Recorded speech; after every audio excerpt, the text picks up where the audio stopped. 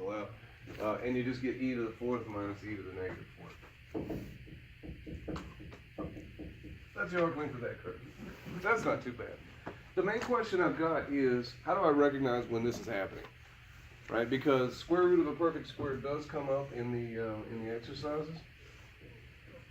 I don't know if they'll throw that at you on the test or not, because I think they did it one year and it was just catastrophic. But you never know. Let's see. Paper, I'll come up with another one.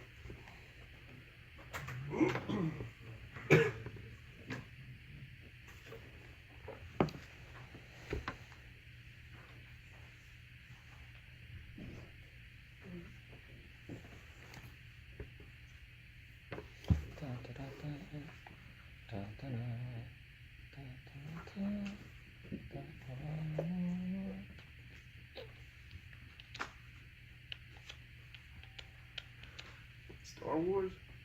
Indiana Jones. Ah, yeah. Come on, why? now. Yeah. That's...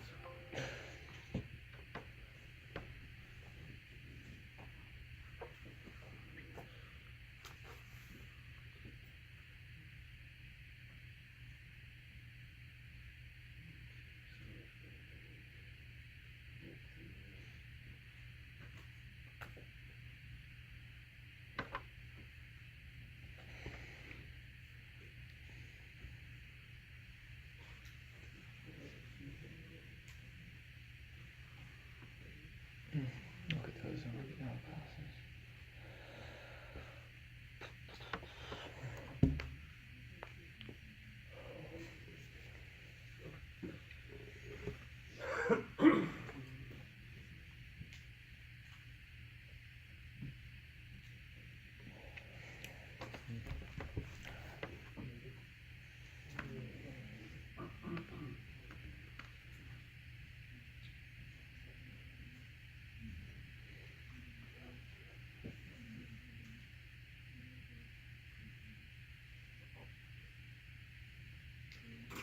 Alright, so let's try this.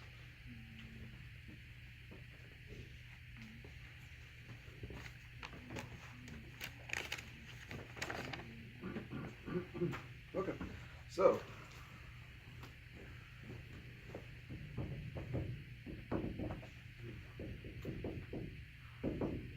on the arc length of 3/2 plus square root of x plus 2 for x in between 1 and 4. Okay, I think we can do this. So let's see if we can make the same kind of trick happen.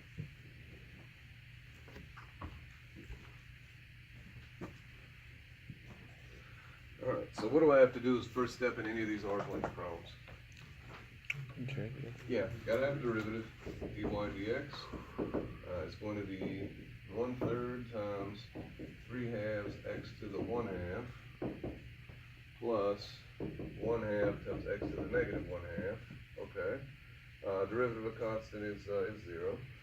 So this ends up being 1/2 x to the 1/2 plus 1/2 x to the negative 1/2. And you can see the similarity in this.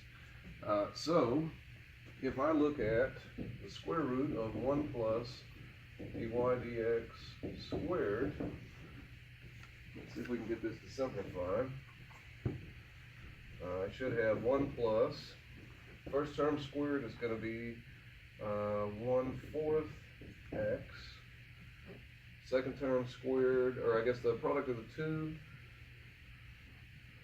let's see, did I mess this up? It needs to be minus, doesn't it? Yeah, change your original function so it's minus. Okay, so product of the two will now be minus 1/4 times x to the 1/2 times x to the negative 1/2 times 2. Alright, last term will be 1/4 times 1 over x. Okay.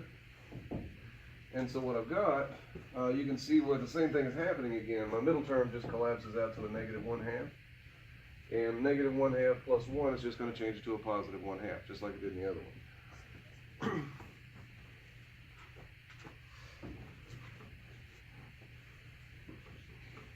That's it. Mm-hmm. Why is the derivative negative 1/2 x to the negative 1/2?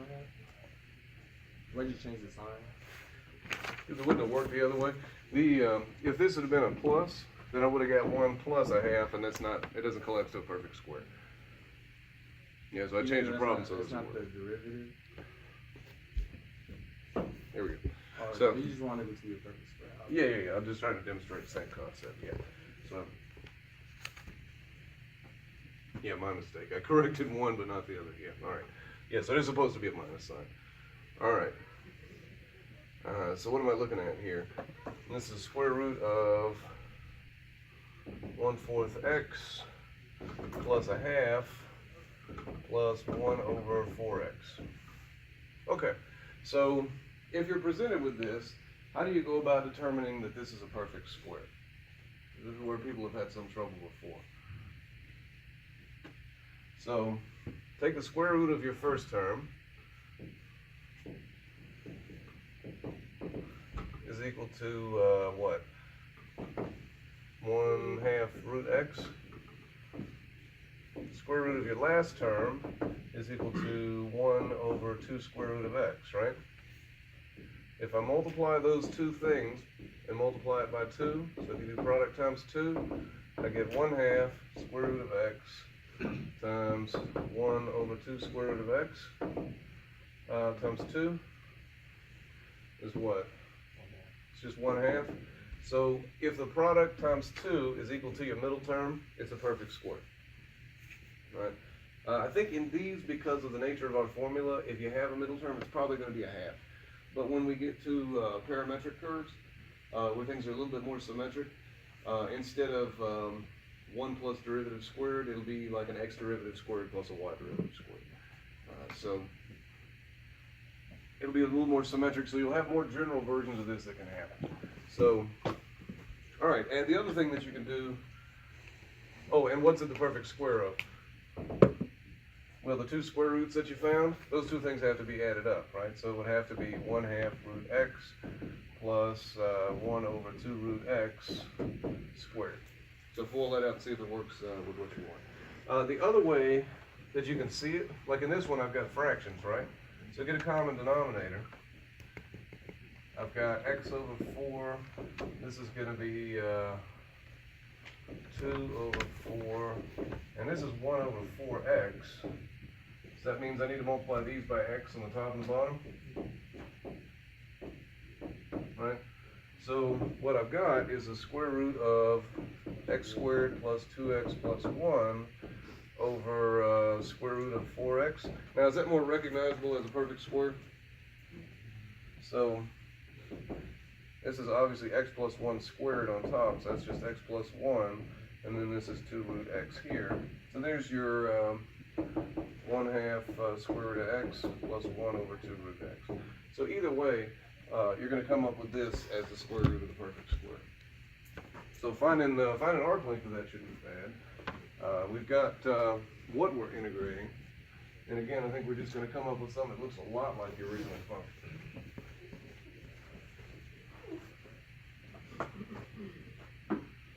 All right.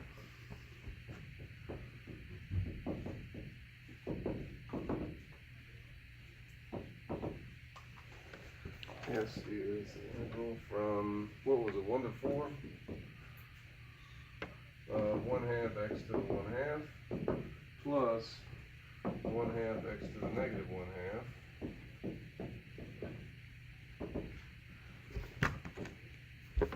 Okay, so if I integrate 1/2 x to the 1/2, I get 1/2 times 2/3 x to the 3/2.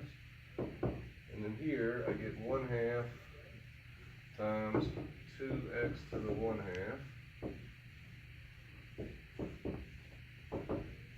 So again, it looks a lot like the function I started with. It's just with a minus replaced with a plus.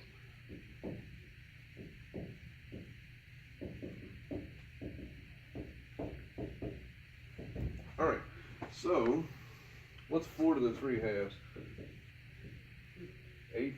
So it's 1/3 of 8 plus square root of 4 is 2 minus, when I plug in 1, I get just 1/3 and 1. So So this is 7 over 3 plus 1. So that's 10 over 3. I think. So should come out to 10 over 3. Alright, so when you have to do more algebra, there tends to be less calculus. When you have to do less algebra, or when there's less algebra to be done, there's worse calculus that has to be dealt with. So, alright, I think that's it for arsenic. I'm going to go ahead and put surface area off till next time, because we got time. So,